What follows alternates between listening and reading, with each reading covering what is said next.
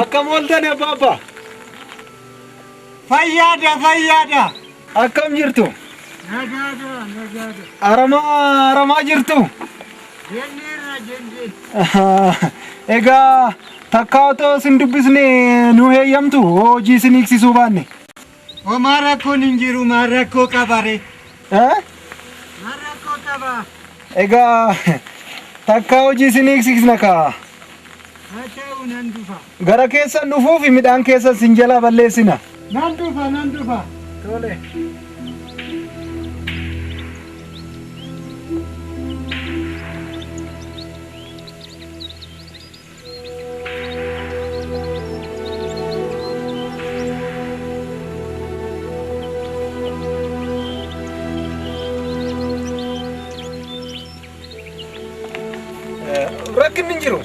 Rakkin hin jiru. Gaazexeessaa mootii biyyaan jedhama. Gobazee caanniyaaleen jedhama. Gaariidha. Maali aramicha immoo cingattaniire? Asitti ni biqila. Kanaaf jedheeni. Achi darbadhaa kamaarre.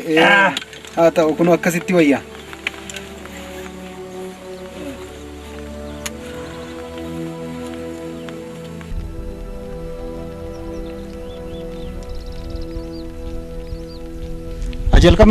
Jalqaba.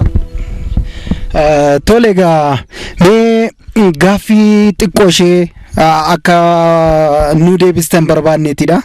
Mee yoo kana nu heeyyamtani maqaa keessan irraati haa kaanume. Gobazee caanniyaaleen jedhama asiin jedheera. Tole egaa Gobazee haa ta'u. Mee haalli jiruu fi jireenyi biyya kanaa mee akkamitti hubattani mee ishee kana gaggabaabsaati mee nuuf himaame. Jireenyi በጣም ሸጋዴ lafti isaa jiidhaadha qilleensi gaariidha hundumtu turuudha በጣም turuudha baay'ee gaariidha mee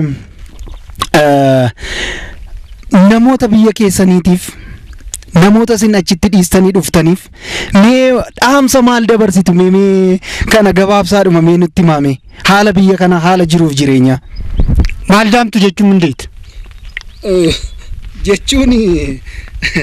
jechuun maal dhaamtu jechuun hojii keessa maal dabarsituufi ergaa maal dabarsituufi jechuu kooti.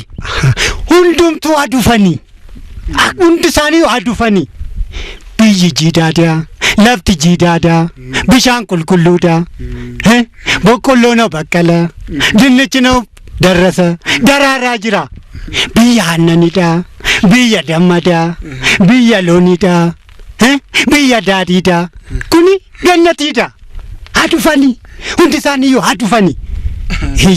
Tole egaa baay'ee gaariidha. Midhaan kunis waa hundumtuu akkama gaariitti isinii biqila. Baay'ee gaariidha hundumtuu gaariidha biyya jiidhaadha hundi isaanii adufanii amma dafanii adufanii. Tole egaa baay'ee gaariidha. Haa ta'u egaa namoota biyya kanaa wajjin jireenya hawaasaa akkamitti warra naannoo kana jiran wajjiniin akkamitti waliin jiraachaa jirtu uummanni isaa immoo akkamitti isin fudhate.